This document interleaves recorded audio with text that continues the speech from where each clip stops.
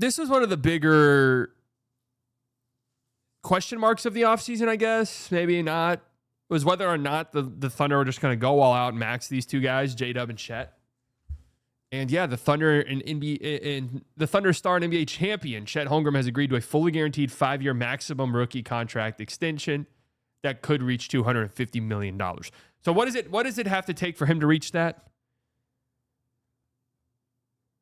What does he have to do? Make an All-NBA team, right? He's already made All-Defensive team. Has he? No, he hasn't. All-NBA, MVP, or Defensive Player of the Year. Just once. And what is it at? What is the number if he doesn't hit that? Chet can be a Defensive Player of the Year level player for sure. I even think he could be an All-NBA guy. Any of them just once. All right. Like All-NBA doesn't factor into that, does it? Or All-Defense doesn't factor into that, right? This was always a difficult one. In my heart, in my brain, I would tell you that I wouldn't mind playing hardball a little bit.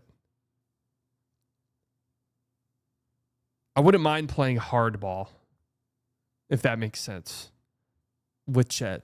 Maybe not committing to a max contract, but maybe that was just not on the table. You know? Maybe that's just not on the table.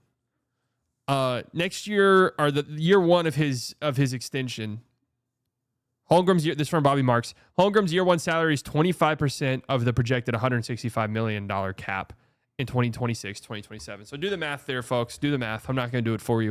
If you don't know what 25% of 165 is, you need to get back into third grade. You know, I was learning that in first grade, personally.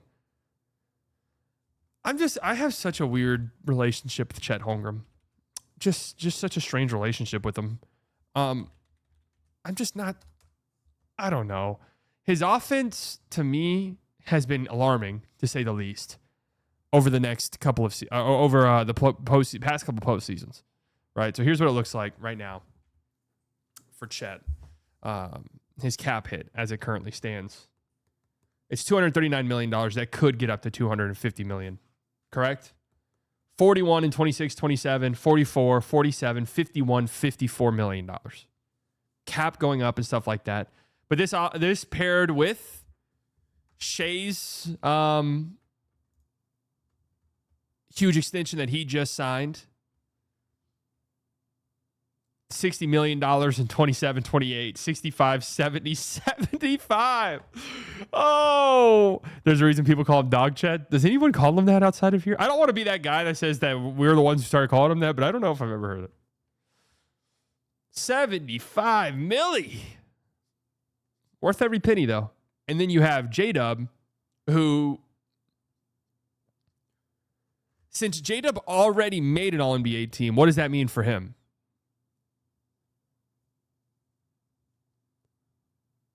Does that mean he automatically qualifies for the 250?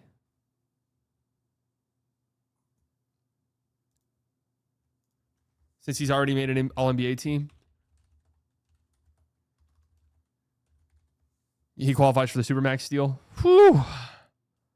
Jalen Williams has gotten X. ESPN Shams Charania reported in a story about Holmgren's $250 million that there is momentum on a Williams extension. Williams is eligible for a 5-year, $246 million deal. So, what does that mean? 28, 29, you're going to have 86, 87% of your cap tied up in J-Dub, Chet, and Shai. Now, the good news for you is you know that that's a championship trio. Like, the good news is you know that's a championship trio. The thing is now is, like, probably kiss Lou Dort goodbye. He's restricted. He's a free agent next summer. Not restricted. He's a free agent entirely. Unrestricted free agent. Probably kiss him goodbye, right? What is the red? Is the red team option?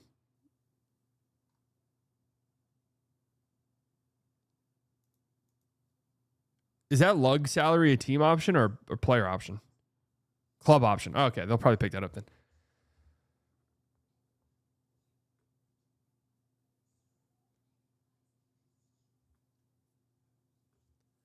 Lug's probably gone. Caruso, $20 million, $22 million. That's a good contract for him. Isaiah Joe. Like I'm looking for like the 28-29 season. Who's going to be gone? Hartenstein will be gone for sure. Lou Dort will almost certainly be gone. Yeah, they're gonna have to bank on Case and Wallace turning into a really good player, Topic turning into a really good player. Like Case and Wallace kind of stepping into the Caruso void. Sorber being a good player who can step into the Hartenstein void at that cheap price. I believe in them, but it's gonna be difficult. Yeah, they got AJ Mitchell on a good contract. Didn't he just sign? What's his new deal?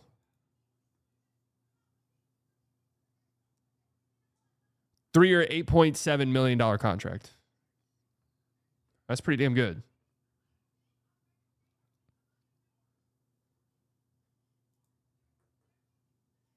So they're going to have to just hit on second-round picks, late first-round picks. You've got your trio. You do. And Chet's 23. J-Dub's 24. Shai's 27. Like these guys are gonna continue to get better, I think. Shai's probably reaching his peak. But Chet and J-Dub, and I think Chet has a decent way to go. Offensively, I just do. You know, the idea of him being like this Kevin Durant type of player with a great defense, and that's like never really fair to compare somebody to Kevin Durant. But I don't know if we'll get there. I'm very alarmed by his shooting numbers, especially in the playoffs. What's he? I know he was horrible last year in the playoffs, and the Mavs beat them. A big reason for that was the Mavs were just like, Chet can shoot. Like, we'll let Chet shoot. And there were times this year where it was bad, too. He's 28% in 2 years. 28% from three in the playoffs these past two seasons. 57% true shooting in the playoffs these past two seasons. Playoff dropper. I mean, call a spade a spade. Call a spade a spade. Why pay Chet before J-Dub? I mean, I'm sure J-Dub's going to get paid in the coming days.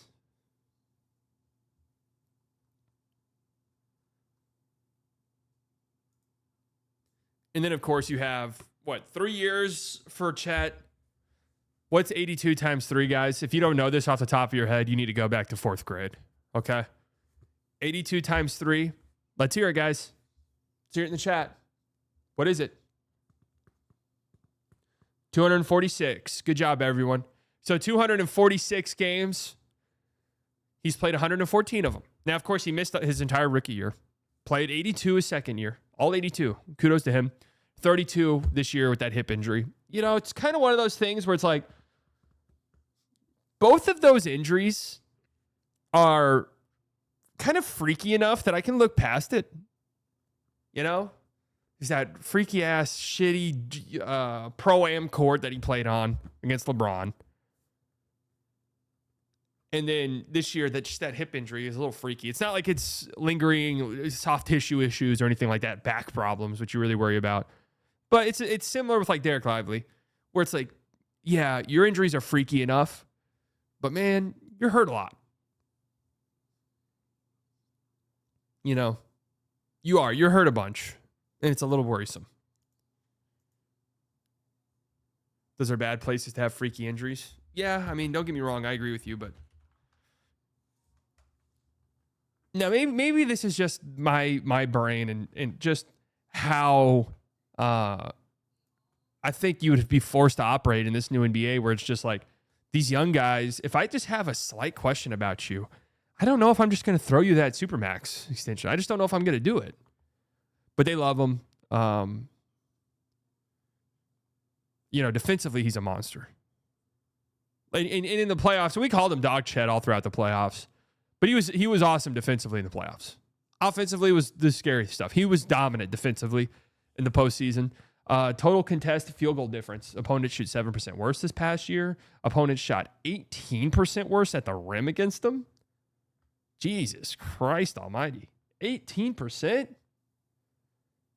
They protected the rim 12% better when he was on the floor. I mean, a great rim deterrence, and he was fantastic in the playoffs too, defensively, like I was saying. Absolutely fantastic defensively in the postseason. Offensively, he was poop out of a butt. Okay? That's just the truth. Offensively, it was ugly. Okay?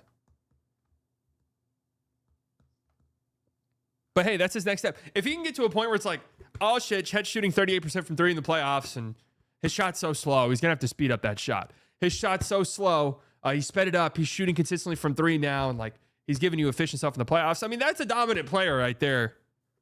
That's a dominant player. I don't think Chet will ever be as good as Porzingis. J-Dub is so underrated. Yes, I think J-Dub is underrated. See, I would feel much more comfortable giving that max to J-Dub than Chet. I have Thunder friends in my life who do not agree with that. I would feel much more comfortable giving J-Dub that 250. Sign it. Signed, sealed, delivered. Over Chet. But I guess, if you felt like you had to do it, you had to do it. Thunder are done. Chet can't be on full strength. He's hurt all the time. Yeah, I mean, we'll see. I'm not going to say they're done, though. That seems a little extreme to me. Plus 16 when he was on the floor this year. Standing up for a fellow podcaster. Who's a podcaster? Did the Thunder have a podcaster? Who on the Thunder has a podcast?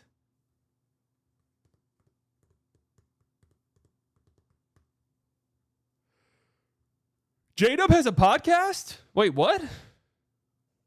I didn't know that.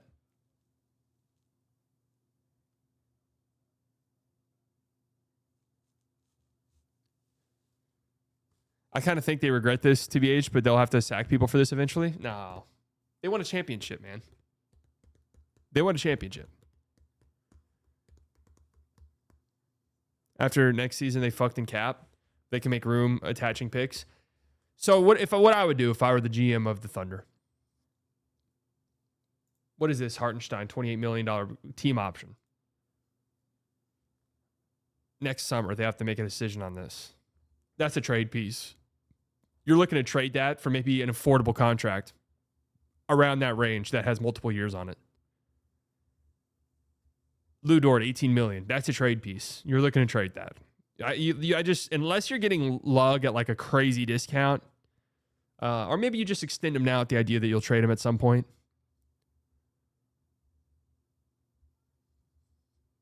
And the thing is it's not like this is a Celtic situation where it's like KP hurt all the time, but then it's like Drew, who's 33 years old, right? Like it's Hartenstein, 27, Lug Dort, 26. Like those guys should be pretty easy to trade. Wiggins at $9 million, Joe at $11 million. I mean, those are really good team-friendly deals. But yeah, they're going to have to bank quite a bit on the Jalen Williams extension's really nice. Or the J. Will extension's really nice. They're going to have to bank on, again, Cason Wallace turning into a really good, solid player. Topic turning into a really good, solid player. Sorber turning into a really good, solid player.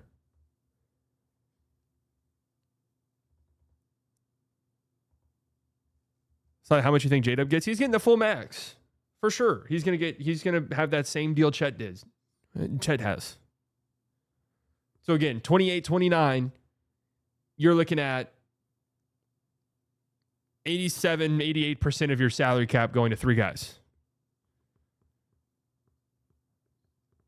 Wallace already is really good, for sure. I'm talking like Lou Dort, Caruso level of like disruptiveness. Because those guys are probably the odd man out, right? Caruso's team friendly enough and under contract long enough that he might stick around for a bit, but Lou feels like he's gone, right?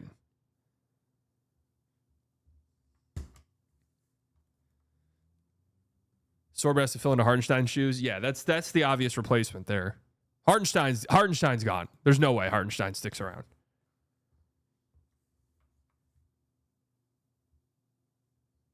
I mean, I like the idea of like, I tossed this idea out there this offseason. Maybe it's too early, but the Pelicans are so desperate for a center.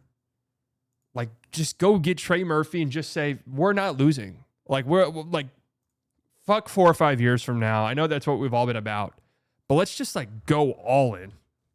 Let's push all of our chips in. Let's just make it to where we're not going to lose the next 2 years, and then we'll figure it out. We'll figure it out then. But for these next 2 years, we're not going to lose.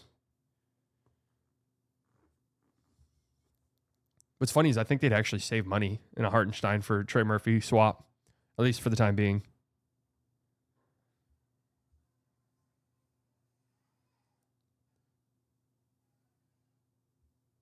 That is the most unlikely thing Presti would ever do. No, I know.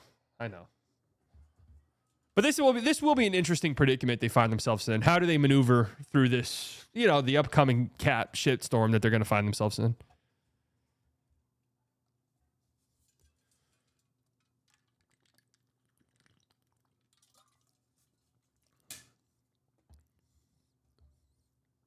Oh, yeah. Dort will have value in a trade. All of these guys will have value in trades. None of these guys are shit contracts that they'll have to attach picks to dump. None of them.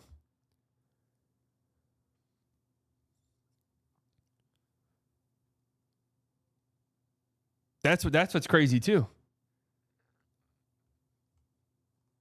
So congratulations to Chet. J-Dub coming up next.